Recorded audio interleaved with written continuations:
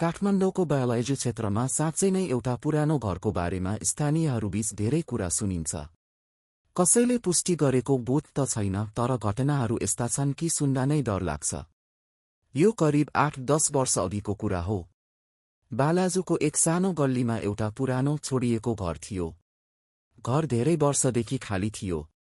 छिमेकीहरू भन्थे त्यहाँ पहिले एक परिवार बस्थ्यो, तर अचानक केही अप्रिय घटना भएपछि उनीहरू त्यो घर छोडेर गएका थिए। त्यसपछि घर कहिल्यै कसैले किनेनन्, बस्न पनि कोही आएन। समस्या सुरु भयो रातिबाट।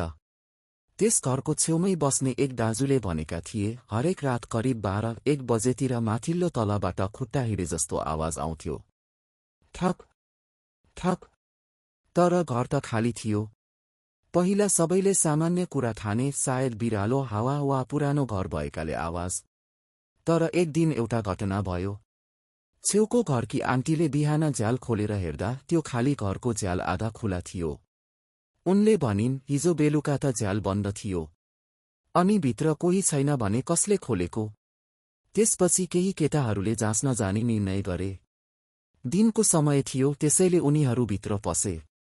घरभित्र धुलो, पुराना फर्निचर अनि बास्ना, जस्तो कि धेरै वर्षदेखि कसैले छोएको छैन।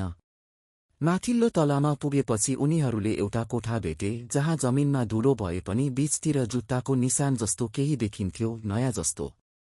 कसैको आउजाउ हुन्छ जस्तो छ, एकजनाले भन्यो। तर त्यो दिन उनीहरू केही नदेखि फर्किए। साँचो डर त्यसपछि सुरु भयो। केही दिनपछि त्यही समूहको एकजना केटाले भन्यो, म हिजो राति त्यही घर नजिकबाट हिँड्दै थिएँ। भित्र बत्ती बलिरहेको देखे। सबै छक्क परे, किनकि घरमा त बिजुलीको लाइन नै काटिएको थियो। उसले थप भन्यो, झ्यालबाट छाया जस्तो केही हल्लिएको पनि देखे। मान्छे जस्तो, तर स्पष्ट देखिन्थेन। त्यसपछि कसैले पनि त्यो घर नजिक राति जान छोडे। छिमेकीहरूको अनुसार अहिले पनि कहिलेकाहीँ राति माथिबाट हिँडे जस्तो आवाज आउँछ। झ्याल आफै खुल्ने बन्द हुने देखिन्छ। अनि कहिलेकाहीँ भित्र हल्का उज्यालो देखिन्छ। तर कसैले पनि सिधै भित्र गएर प्रमाण ल्याएको छैन। यो सबैको पछाडि साँचो कारण के हुन सक्छ? केही सम्भावना छन्।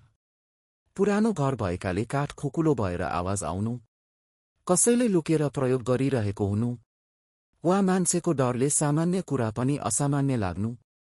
त